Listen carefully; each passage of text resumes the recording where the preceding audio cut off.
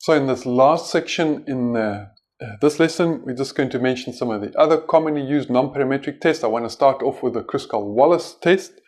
Now, a beautiful article there by Parazzi and al. They looked at the ventilatory abnormalities in cystic fibrosis patients on the treadmill in 2015, and for their comparisons between their groups, they used the Mann-Whitney-U test and the Kendalls-Wallace test. So again, they are comparing the medians between groups. Now, it's very similar to the Mann-Whitney-U, where the Mann-Whitney-U uses rank sums for two groups. The Kendalls-Wallace is analogous to the one-way ANOVA, so we're just going to use more than two groups. So if we're comparing the medians of more than two groups. So again, there are the two methods to go about it. There are different tables, but what you're going to get in the end is a p-value. The proper way to go about it, remember, if you are comparing more than three groups, you do the Kendalls-Wallace first. If it is categorical, ordinal categorical data or numerical data that is not normally distributed, does not come from a normal population distribution, you do the Kendalls-Wallace test first. If you find a p-value that is less than your alpha value, then go ahead and do the pairwise analysis, because the Kendalls-Wallace, as with the ANOVA test, is not going to tell you which groups are different from which other groups. It's just going to tell you as a whole there is a difference somewhere. Only when you find a p-value that is significant, then go ahead and do pairwise examination between two sets of groups using the Mann-Whitney-U test or the Wilcoxon rank sums test. Now then we get to the Wilcoxon signed rank test. So that is different from the Mann-Whitney-U. This is signed rank. It's also called the Wilcoxon t-test.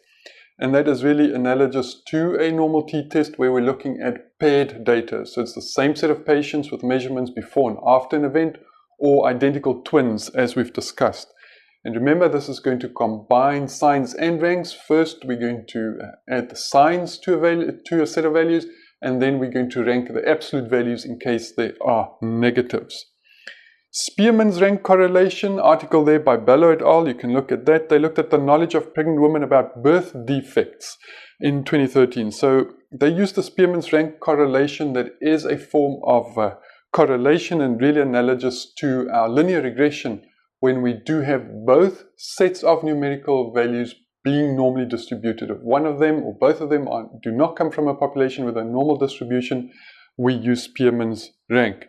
More specifically, it is analogous to the Pearson's product moment correlation. Remember, that went from -1 to +1, and we're going to find exactly the same for Spearman's rank. The very last one, Kendall's rank correlation. You can read the article by Paul and colleagues. They looked at platelet aggregation in the Journal of Applied Basic Medical Research, just comparing the platelets there, and they used the Kendall's rank correlation. So a bit different from Spearman's rank. Spearman's rank is very accurate if you end up not rejecting the null hypothesis. So your p-value is more than the alpha value, say for instance the 0.05. Then Spearman's rank correlation is very accurate. As soon as you drop down and become significant, it loses a bit of its correctness, if I can say that, and there is a more sophisticated way to do the ranking, and that uses this Kendall's rank correlation, perhaps a more proper way to do your correlation if your numerical sets of values are not normally distributed, specifically if you do find with your Spearman's rank a significant difference. So those would be the most common non-parametric tests. Actually quite a bit of fun and quite useful, and you wonder, without access to the data so that we can all look at the data ourselves without open data, you've got to wonder how many times in your life you perhaps would have read the results of a t-test where it was not proper to use a parametric test. Non-parametric tests are very good tests. We mentioned in the beginning they do lose a bit of accuracy when it comes to small differences between groups, not really not that much. Quite a clever way of looking at the data, safe way of looking at the data, and as soon as the values that we are looking at do not come from a population with a normal distribution, we have to use non-parametric tests. And of course, those are going to be the only tests we can use if we're talking about ordinal categorical data. As long as you can order the set of values from smallest to highest, you can use non-parametric tests. Look out for them in the literature.